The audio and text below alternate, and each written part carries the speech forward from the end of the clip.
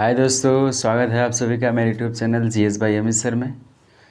तो आप लोग के लिए मैंने हिंदी साहित्य के इतिहास की क्लास जो है चालू कर रखी है और ये सभी टीचिंग एग्ज़ाम के लिए दोस्तों बहुत ही क्या है हेल्पफुल साबित होगी। ठीक क्लास है दोस्तों। और ये जितने भी लेक्चर्स मैं दे रहा हूँ आप लोग के लिए हिंदी साहित्य का, इसमें सारे एक एक पॉइंट जो है दोस्तों इम्पॉर्टेंट है आप सभी के एग्ज़ाम और पॉइंट ऑफ व्यू से है। ठीक है, इसमें कोई भी इधर उधर के टॉपिक नहीं है। तो दोस्तों जैसा कि इससे पहले अगर आपने नहीं देखा है वीडियो तो ज़रूर देखें दोस्तों। ठीक है, हिंदी साहित्य का इतिहास का वर्गीकरण हम पढ़ा रहे हैं इस समय। ठीक है, और बाकी इसमें बहुत सी चीज़ें भी बची है दोस्तों पढ़ाने के लिए ना, तो सारी चीज़ें कवर करूँगा मैं। उसके बाद से यूपी टेट के लिए मैंने क्लास भी स्टार्ट कर रखी है। उसमें जैसे कि हिंदी की क्लास है तो देख लीजिए। ठीक है, यूपी टेट के वर्णमाला हो गए, जैसे पहला टॉपिक से तो अभी तो मान लीजिए दोस्तों देखा जाए तो यूपी टेट के 2023 में बहुत से टाइम है, तब तक धीरे धीरे आप लोग के लिए सारी क्लास मिलेगी। ठीक है, सीडीपी की हो गया, इन्वायरमेंट का हो गया, ये सभी मिलेगा। ठीक है दोस्तों, तो चलिए हम लोग हिंदी साहित्य के इतिहास का वर्गीकरण पढ़ रहे हैं, तो आइए स्टार्ट करते हैं। ठीक है, तो यहाँ पे जैसे मैंने हेडिंग डाल रखा है दोस्तों क्या आप लोग के लिए, यानी उत्तर मध्यकाल। क्या दोस्तों, उत्तर मध्यकाल। ठीक है, चलिए देखते हैं उत्तर मध्यकाल। तो जैसे इससे पहले हमने दोस्तों आप लोग को बताया था क्या, पूर्व मध्यकाल। ठीक है, क्या मध्यकाल, एक पूर्व मध्यकाल। तो मध्यकाल में भी हम लोगों ने पढ़ लिखा था क्या आपका राम भक्ति शाखा, कृष्ण भक्ति शाखा उसी में थी, यानी कि निर्गुण भक्ति शाखा, सगुण भक्ति शाखा, ये सभी किस में थे आपके मध्यकाल में, उत्तर मध्यकाल। ठीक है, तो ये उत्तर मध्यकाल हम लोग विभाजन पढ़ रहे हैं किसका, हिंदी साहित्य का इतिहास का। तो उत्तर मध्यकाल को ही क्या दोस्तों रीतिकाल कहते हैं। क्या कहते हैं, रीतिकाल कहते हैं। ठीक है, ध्यान रखिएगा इस बात को।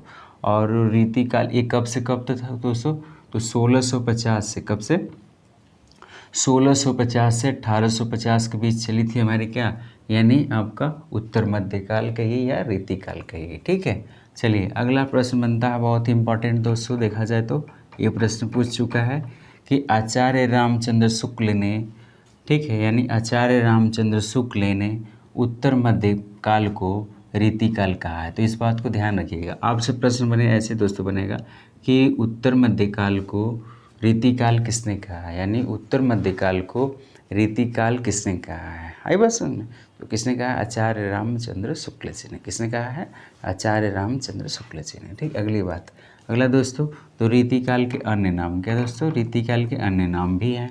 हाँ, इससे पहले हम लोग आदिकाल के अन्य नाम पढ़े थे, उसी तरह रीतिकाल के भी अन्य नाम हैं। ठीक है, तो आइए देखते हैं। तो रीतिकाल यानी क्या, तो रीतिकाल को श्रृंगार काल किसने कहा है दोस्तों, यानी रीतिकाल को श्रृंगार काल किसने कहा है, तो आचार्य विश्वनाथ जी ने। किसने कहा है, आचार्य विश्वनाथ जी ने। ठीक है, और रीतिकाल को अलंकृत काल किसने कहा है, तो मिश्र बंधु। किसने, मिश्र बंधु भाइयों ने कहा है। ठीक है, उसके बाद से अगला प्रश्न बनेगा दोस्तों आपका, रीतिकाल को कला काल किसने कहा है। क्या, कला काल किसने कहा है, तो ये कहा है रमाशंकर, क्या, रमाशंकर शुक्ल जी ने। किसने कहा है, रमाशंकर शुक्ल जी ने। अगले हैं दोस्तों आपका अलंकार काल, यानी रीतिकाल को पूछेगा कि अलंकार काल किसने कहा है, तो किसने कहा है आपका दोस्तों, ये चतुर्सेन शास्त्री जी ने। किसने कहा है, चतुर्सेन शास्त्री जी ने। इस बात को ध्यान रखिएगा। ठीक है, देखिए जैसे तो श्रृंगार काल को आपका श्रृंगार काल किसने कहा है, तो आचार्य विश्वनाथ जी ने। अलंकृत काल किसने कहा है दोस्तों, तो मिश्र बंधु ने। कलाकाल रमाशंकर शुक्ल, अलंकार काल चतुर्सेन शास्त्री। ठीक है, जैसे तो यहाँ पे रीतिकाल को भी दोस्तों 3 भागों में बांटा गया है। कितने, 3 भागों में। ठीक है, एक आपका क्या रीति सिद्ध, एक रीतिबद्ध, एक रीति मुक्त। ठीक है, यानी रीति सिद्ध, रीति मुक्त और रीति बद्ध। ठीक है, तो ये ध्यान रखिएगा। तो पहला क्या है रीतिबद्ध, दूसरा क्या है रीति सिद्ध और तीसरा क्या है रीति मुक्त। ठीक है, ध्यान रखिएगा। रीतिकाल को 3 भागों में बांटा गया है, रीतिबद्ध, रीति सिद्ध और रीति मुक्त। ठीक है, तो आज हम लोग देखेंगे एक इसमें से रीतिकाल के रीतिबद्ध वाले भाग को। ठीक है, यहाँ पे मैंने हेडिंग डाल रखा है, आप लोग साथ साथ में नोट्स बनाते चलिए दोस्तों। ठीक है, यानी कि रीतिबद्ध, क्या, रीतिबद्ध। तो रीतिबद्ध में कौन कौन से आपके प्रमुख आते हैं जो कि कवि, तो कौन कौन से, एक हमारे केशवदास जी हैं, यानी बहुत ही महत्वपूर्ण है केशवदास जी। और इनकी प्रमुख रचना है दोस्तों क्या, कवि प्रिय। क्या है, कवि प्रिय, रसिक प्रिय और रामचंद्रिका। ठीक है, कवि प्रिय, रसिक प्रिय, रामचंद्रिका। कवि प्रिय, रसिक प्रिय, रामचंद्रिका केशवदास की है। ठीक है, अगला, केशवदास को अलंकारवादी कवि कहते हैं, तो ध्यान रखिएगा, यानी केशवदास को ही क्या कहते हैं, अलंकारवादी कवि कहते हैं। ठीक है, केशवदास को अलंकारवादी कवि कहते हैं। अगला, कठिन काव्य का, ये दोस्तों इंपॉर्टेंट, ठीक है, यानी कठिन काव्य का प्रेत किस कवि को कहा जाता है। आपसे प्रश्न बनेगा, ये कठिन काव्य का प्रेत किस कवि को कहते हैं, तो किसे कहते हैं आपका, केशवदास जी को। किसे कहते हैं, केशवदास जी को। ठीक है, अगला प्रश्न दोस्तों, अगले हमारे कवि हैं क्या, रीतिबद्ध कवि। क्या, रीतिबद्ध कवि। तो रीतिबद्ध कवि दोस्तों आपके अगले हमारे भूषण जी हैं। कौन है, भूषण जी हैं।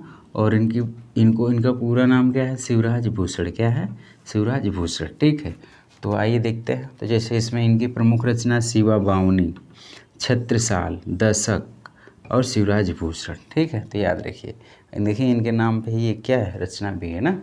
तो शिवराज भूषण है, शिवा बावनी है, छत्रसाल, उसके पास से दशक, ये सारी रचनाएं क्या दोस्तों, किसकी है, हमारे भूषण जी की है। ठीक है, तो ये रीतिबद्ध कवि। तो रीतिबद्ध कवि कितने हमारे, दो हमने देखे जो कि बहुत ही महत्वपूर्ण है, एक केशवदास जी और एक क्या हम लोग के भूषण। ठीक है, तो केशवदास को कठिन काव्य का प्रेत भी कहते हैं। ठीक है, कठिन काव्य का प्रेत। उनकी एक प्रमुख रचना याद रखिएगा दोस्तों, रसिक प्रिया, कवि प्रिया।